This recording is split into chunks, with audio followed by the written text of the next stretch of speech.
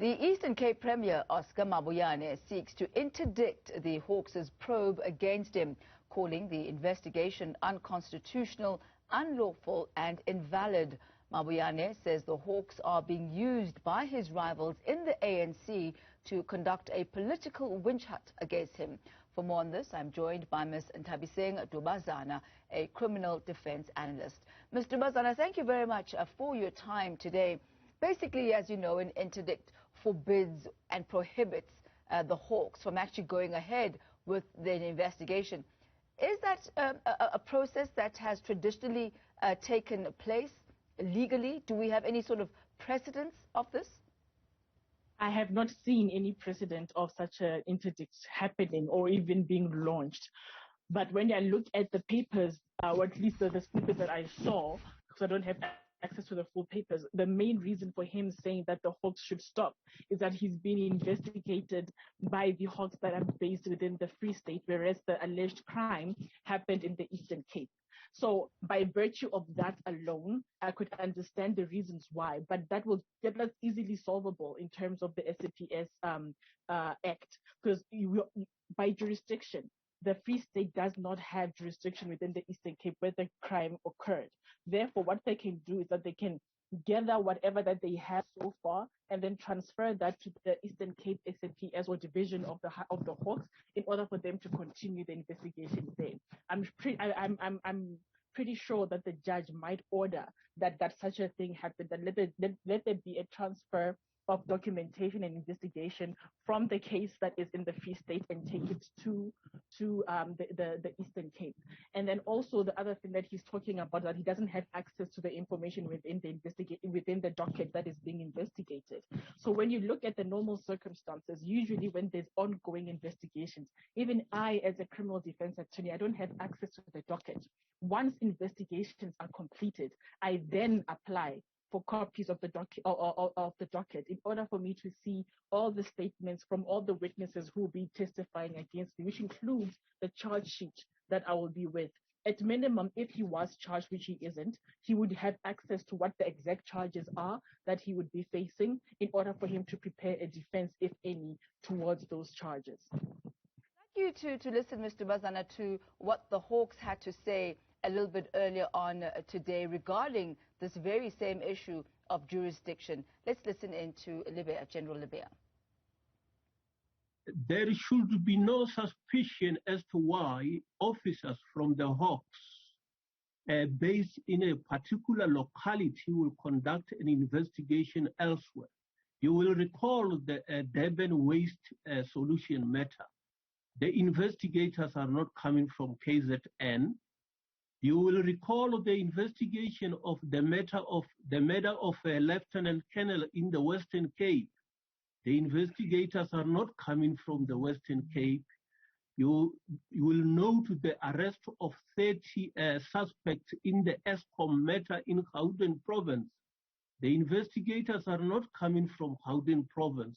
There are investigators that are conducting investigation in Gauteng who comes from Mpumalanga. When our 2 members were killed last year in the CIT robbery in Mahigane, they were not coming from the northwest, they came from Pretoria. So there should be no questions as to why investigators of the Hawks who are based at a particular locality are conducting the investigation elsewhere. They are all controlled at national level. Ms. Dubazana, as you can hear from General Libya, this is an argument that they refute, saying there has been previous precedents, jurisdiction does not really apply in this particular instance because the case is being handled from a national level. Given that response, how much of a chance really does the Premier have in his defense and for the application of this interdict? Most likely, I would say that he has a very good chance. I do agree with him because remember, there is SAPS that is local. So, for example, where I'm at the Randburg SAPS will investigate cases that are within the Randburg area. They cannot investigate cases that are in, for example, the Boksburg area, right? So which means that if an incident happened in Boksburg but was reported in Randburg, then they have to take that docket and the CAS number and transfer it to Boksburg in order for the Boksburg SAPS to continue with it. However, in SAPS, in terms of the SAPS Act, there is ranks, so to speak, in terms of how the jurisdictions in which police officers have to deal with. So if it is at national level, which he has, there are investigating officers, even prior to the Hawks being inducted. There are police officers who are deployed in order to investigate certain crimes, even though that is not their area of jurisdiction. So that's when we base it on the SAPS Act, then the Premier will have a good chance in arguing that. I will not lie and say I know exactly if the Hawks fall within that umbrella of the SAPS that falls under the national jurisdiction. If they do, then they are covered in that manner. However, if they do not and they fall within the normal SAPS regulations, then it would be a ground for the Eastern Cape Premier to have his interdict granted, but I don't think they can stop investigations, to be quite honest. The only order that I presume, if there will be one that would be granted, would be that the investigations be transferred from Free State to Eastern Cape. That is all you can get. You can't stop an investigation from happening just because you don't know what you're being charged with.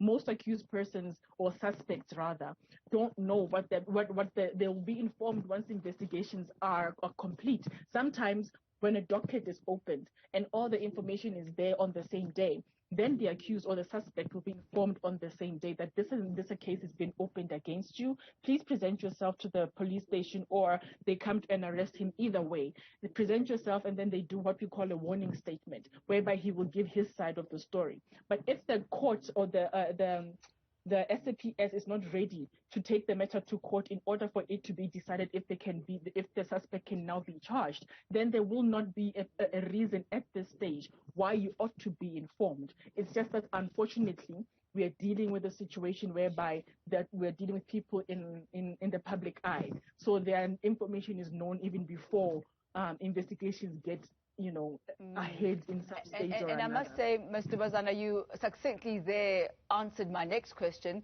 which was one of the issues that Premier Mabuyane was contesting, the fact that he doesn't have information. He is a suspect, although not yet an accused, and doesn't have information on that basis. But thank you very much for that clarity. That's Ms. Nthabiseng Dubazana, a criminal defense analyst on the Oscar Mabuyane case versus the Hawks.